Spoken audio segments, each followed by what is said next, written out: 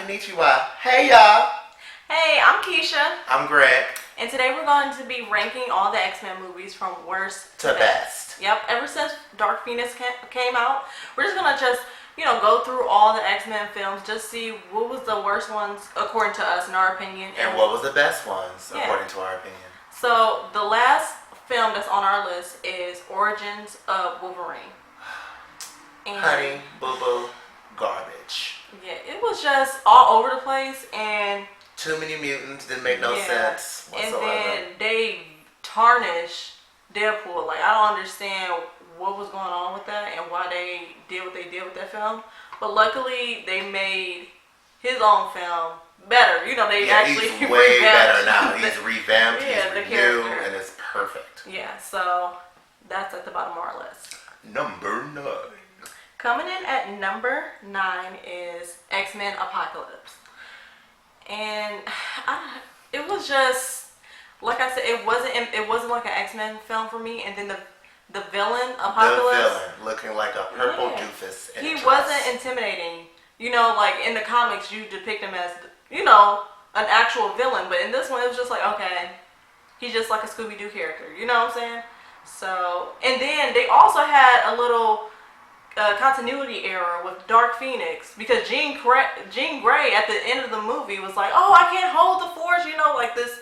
She already has a Dark Phoenix in there, and I'm like, it doesn't make any sense prior to the other movie that came out. Yeah, because the fact that she basically already had it, and then the fact that the new one, it was an entity that went inside her. Yeah, it's like a whole different story of how she got it, so it didn't make any sense. So it was like basically saying, is this her power now, or was it before then? Like, the two different time zones fucked it up. Yeah, so I don't understand how that happened. Yeah. But yeah.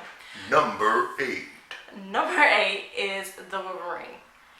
And this wasn't bad, but it wasn't good either. Because once again, it's all about Wolverine. Don't get me wrong, Hugh Jackman is fine, but that shit got tiring. Now he's in Japan, Tokyo, and he's battling Silver Samurai, the Viper, which was not supposed to be the Viper that way, and it was unnecessary, honestly. Yeah, it kind of was. It was boring. It was unnecessary. So coming in at number 7 is X-Men: The Last Stand. Now I know what y'all thinking. That should be the last movie, the worst movie ever, but it has some good moments. I just felt like with this one, everybody was dying too quickly. Yeah, like Professor X, like, I did not see that coming. It was I didn't like, see that okay, like, is he really dead? Or, oh, okay, he really dead. So it was just things like that. And then I love the reason why we have this kind of ranked up on our list, because with this film, at least it had like a second story arc to it with the cure coming out for mutants. Yeah. So along with the Jean Grey and Dark Phoenix, which was a personality in this one, that's the only thing I didn't like. It was a personality instead of an entity inside her. Yeah. So it was like basically she was schizo. But yeah, I enjoyed the movie for what it was, but it did have a lot of errors in it. I'm not gonna lie about that. So. Yeah. Okay. And number 6. Number 6 is the new revamped storyline of the Dark Phoenix. Dark Phoenix.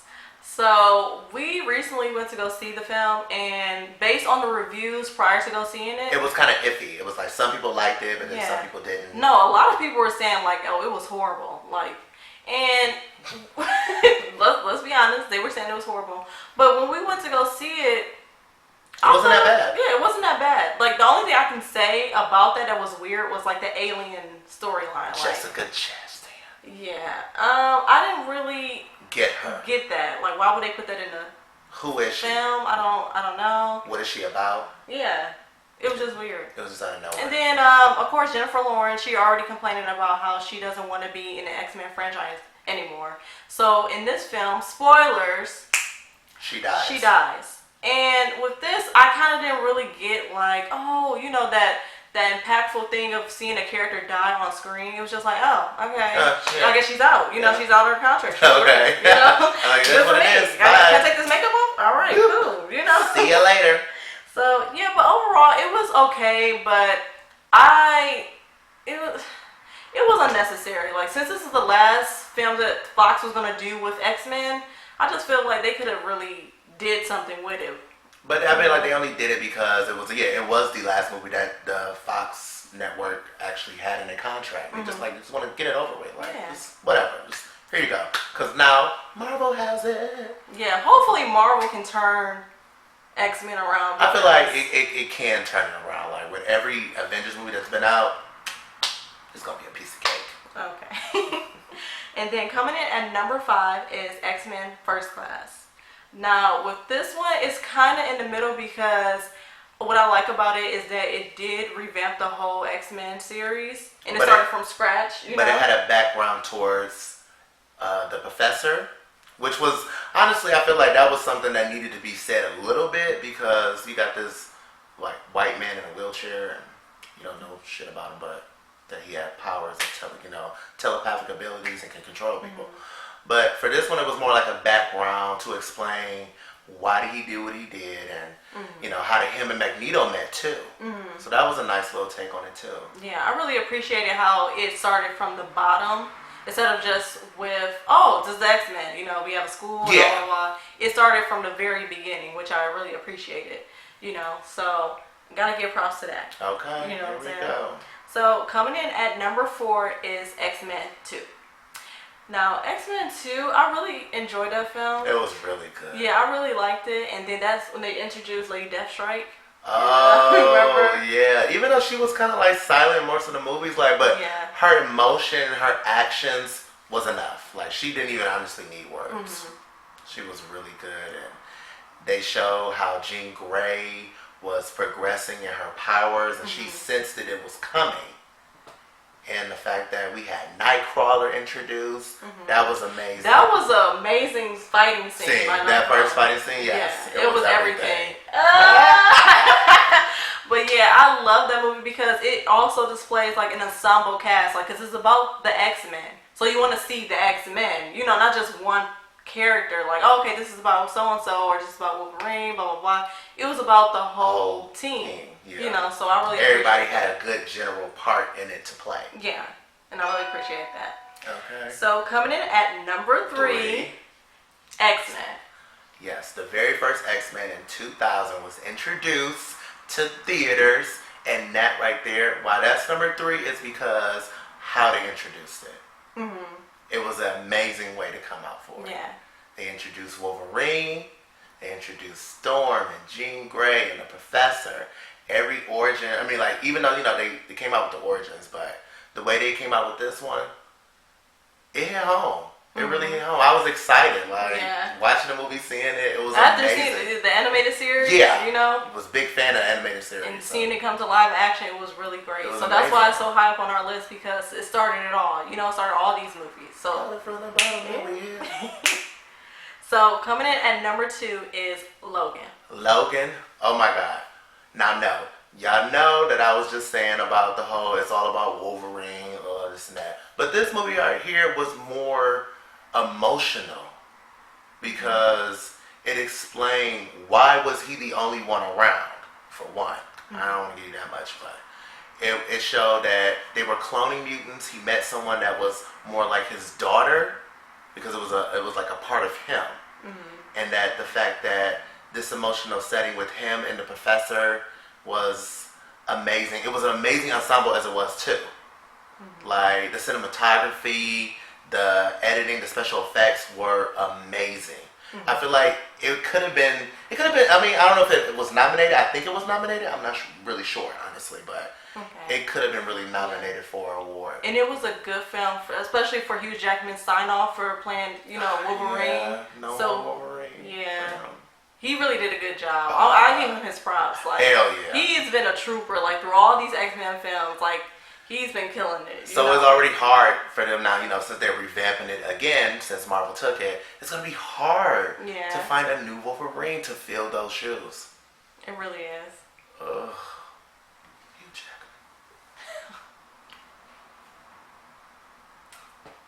Jackman. And then coming in at number 1 is X-Men Days of Future Past. If y'all disagree, that is perfectly fine. But this fucking movie right here, they followed the fucking comic book. When I tell you that movie was oh my god, it's just, I love that movie because it blended the old cast with the new cast. You know, and it followed the comic book to a T.